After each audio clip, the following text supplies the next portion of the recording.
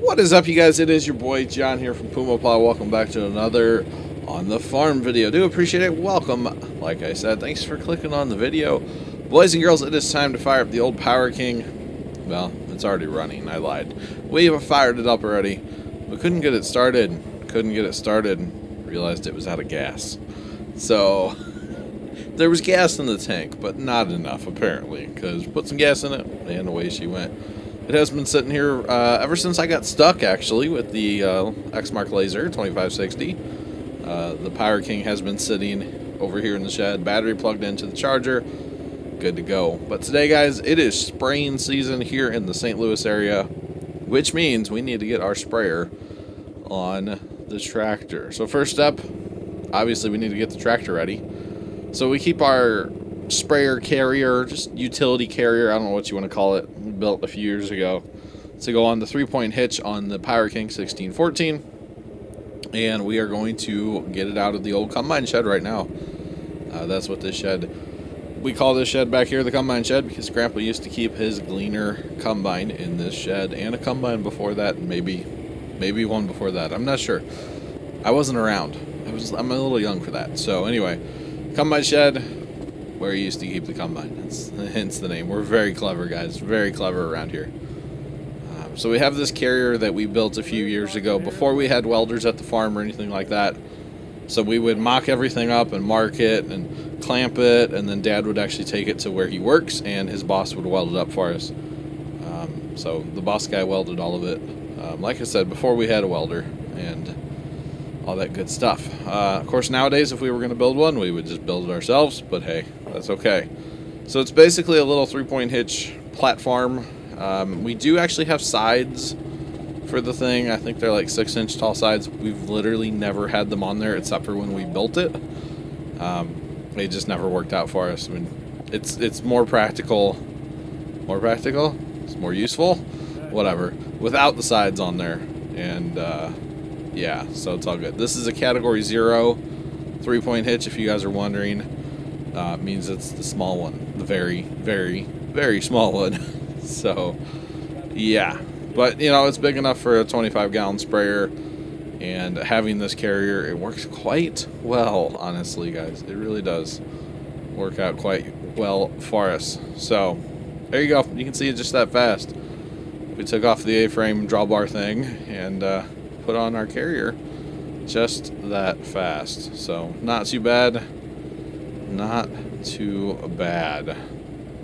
Yeah, we keep it back here. I don't really know why, other than there's space, to be honest. So the next thing we had to find, and we really didn't remember where we put it last fall, was our Femco 25-gallon sprayer. If you guys recall, last year we got our new Femco sprayer. It is actually an ATV sprayer, but you know, a sprayer's a sprayer, so it's all good. It works on our tractor. So I was like, I went up in the loft to look for it, obviously, and I'm like, hey, found it. There it is. So you can see it says 25 and ATV on it, but like I said, it's just a tank, guys. The bracketry that it came with would have worked on an ATV. Of course, we customized and put our own stuff on, so we didn't have to worry about it. Now, fun little thing that just happened there. You can kind of tell Dad, like, looked down real fast. The drain for the sprayer was actually open, and there was a little bit of the RV antifreeze left over from last year winterizing. And Dad got a little shower of RV antifreeze, but hey, it's all good. So we have it on the back of the Power King on our carrier. We did build some 2x4 blocks to kind of keep it up. We did all this last year, if you guys recall. I'm not sure how much of that I filmed now. It's been a year or so. So, yeah. And we do have our, I want to say they're either 12 or 15-foot booms on there as well. Of course, they're folded up right now.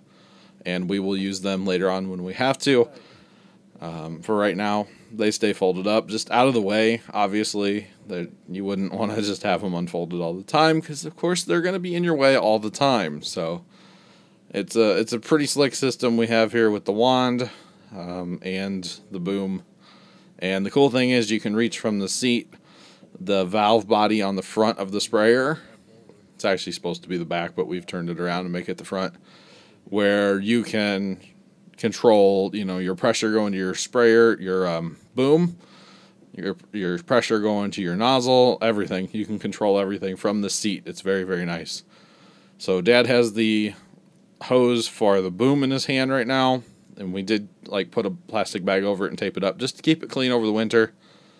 We have a lot of dirt down there. You know, we're surrounded by thousands of acres of open farmland all winter, and early in the spring especially, when it gets dry, it'll start blowing and making big dust storms and everything.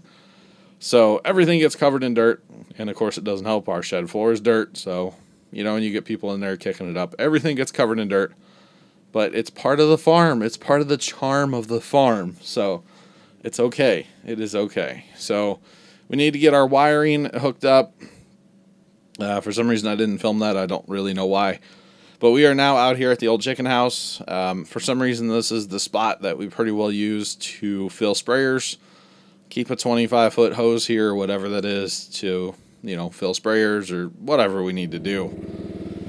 So we mixed up some 2,4-D, and so what that does, in case you guys don't know, 2,4-D is a broadleaf weed killer, meaning you can spray it on your grass. As long as it's under about 85 degrees, you can put it on grass and it will not kill grass, but it'll kill all of the other crap. So we're trying just to get the farm in a little bit better shape as far as weeds go. You guys know last week we put down the crabgrass preventer with the weed killer, or not weed killer, fertilizer, that's the one. And now we are putting down some 2,4-D and trying to focus on the weeds just a little bit.